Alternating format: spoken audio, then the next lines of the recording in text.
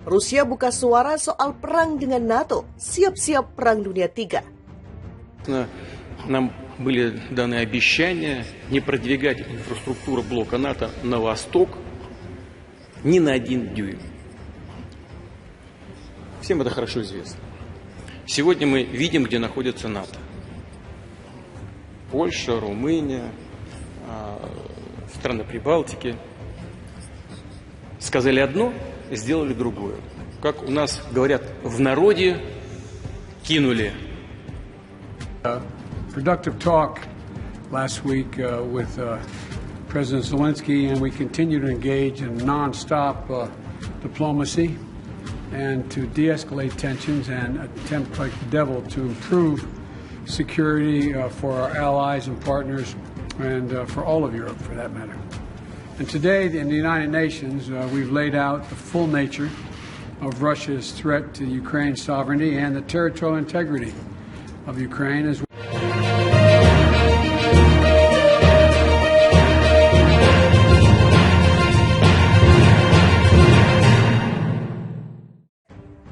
Rusia menuduh Ukraina telah menarik pihak aliansi militer NATO untuk langsung berperang dengannya. Hal ini sebagai respon atas rudal nyasar yang meluncur ke wilayah negara NATO yang juga tetangga Ukraina, Polandia. Duta Besar Rusia untuk Amerika Serikat Anatoly Antonov mengatakan bahwa rudal itu merupakan rudal yang diluncurkan Ukraina. Ini sama persis seperti apa yang sempat disampaikan oleh pejabat AS pekan lalu. Pejabat AS, media, dan organisasi non-pemerintahan terus menyuarakan mantra Rusia yang harus disalahkan atas segalanya, kata Antonov kepada Newsweek dikutip Senin 21 November 2022. Pihak Amerika menggunakan metode seperti itu dalam situasi sulit apapun. Bahkan ketika AS secara terbuka mengakui fakta bahwa Kiev bertanggung jawab atas kematian warga sipil Polandia. Diplomat Rusia mencemooh apa yang disebutnya sebagai upaya konyol untuk mengalihkan tanggung jawab ke negaranya. Ia juga memperingatkan bahwa Kiev sudah mulai menarik pihaknya dan NATO untuk berperang langsung.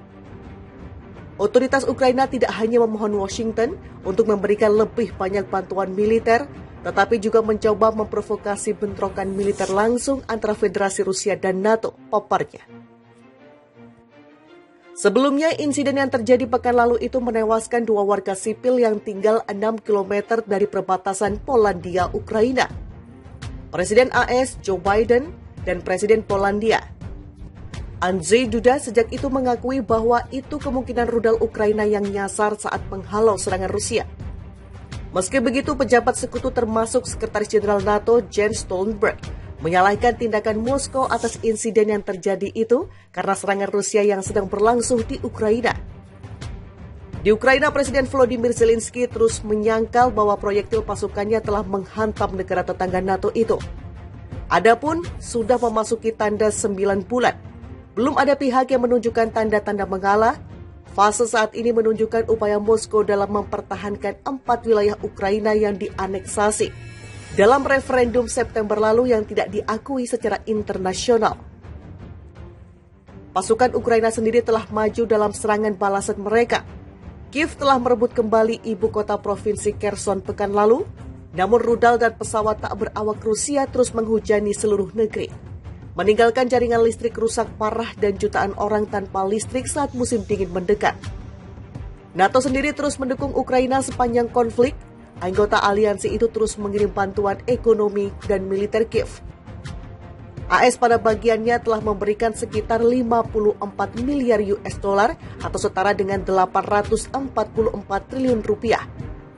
Bantuan sejak perang dimulai pada bulan Februari dan Gedung Putih telah meminta Kongres untuk memberi lampu hijau sekitar 38 miliar US dollar atau setara dengan 594 triliun lagi setelah insiden di perbatasan Polandia. Sementara itu, eskalasi antara NATO dan Rusia terkait Ukraina dikhawatirkan akan mampu menjadi insiden yang membentuk Perang Dunia III. Mantan presiden yang saat ini menjabat sebagai wakil ketua Dewan Keamanan Rusia, Dmitry Medvedev, bahkan sempat memberikan peringatan perang nuklir kepada negara-negara barat. Hal ini sebagai tanggapan atas perjanjian keamanan Kiev di mana Barat dapat memberikan jaminan keamanan untuk Ukraina. Medvedev bahkan menyatakan langkah itu akan menyulut Perang Dunia III. Rusia menuduh Ukraina telah menarik pihak aliansi militer NATO untuk langsung berperang dengannya. Hal ini sebagai respon atas rudal nyasar yang meluncur ke wilayah negara NATO yang juga tetangga Ukraina, Polandia. Duta Besar Rusia untuk Amerika Serikat Anatoly Antonov mengatakan bahwa rudal itu merupakan rudal yang diluncurkan Ukraina. Ini sama persis seperti apa yang sempat disampaikan oleh pejabat AS pekan lalu. Pejabat AS, media, dan organisasi non-pemerintahan terus menyuarakan mantra Rusia yang harus disalahkan atas segalanya, kata Antonov kepada Newsweek dikutip Senin 21 November 2022. Pihak Amerika menggunakan metode seperti itu dalam situasi sulit apapun. Bahkan ketika AS secara terbuka mengakui fakta bahwa Kiev bertanggung jawab atas kematian warga sipil Polandia. Diplomat Rusia mencemooh apa yang disebutnya sebagai upaya konyol untuk mengalihkan tanggung jawab ke negaranya. Ia juga memperingatkan bahwa Kiev sudah mulai menarik pihaknya dan NATO untuk berperang langsung. Otoritas Ukraina tidak hanya memohon Washington untuk memberikan lebih banyak bantuan militer, tetapi juga mencoba memprovokasi bentrokan militer langsung antara Federasi Rusia dan NATO, paparnya. Sebelumnya, insiden yang terjadi pekan lalu itu menewaskan 2 warga sipil yang tinggal 6 km dari perbatasan Polandia, Ukraina. Presiden AS Joe Biden dan Presiden Polandia Andrzej Duda sejak itu mengakui bahwa itu kemungkinan rudal Ukraina yang nyasar saat menghalau serangan Rusia. Meski begitu, pejabat sekutu termasuk Sekretaris Jenderal NATO Jens Stoltenberg menyalahkan tindakan Moskow atas insiden yang terjadi itu karena serangan Rusia yang sedang berlangsung di Ukraina. Di Ukraina, Presiden Volodymyr Zelensky terus menyangkal bahwa proyektil pasukannya telah menghantam negara tetangga NATO itu. Adapun sudah memasuki tanda 9 bulan. Belum ada pihak yang menunjukkan tanda-tanda mengalah. Fase saat ini menunjukkan upaya Moskow dalam mempertahankan 4 wilayah Ukraina yang dianeksasi dalam referendum September lalu yang tidak diakui secara internasional. Pasukan Ukraina sendiri telah maju dalam serangan balasan mereka. Kiev telah merebut kembali ibu kota provinsi Kherson pekan lalu, namun rudal dan pesawat tak berawak Rusia terus menghujani seluruh negeri, meninggalkan jaringan listrik rusak parah dan jutaan orang tanpa listrik saat musim dingin mendekat. NATO sendiri terus mendukung Ukraina sepanjang konflik. Anggota aliansi itu terus mengirim bantuan ekonomi dan militer Kiev.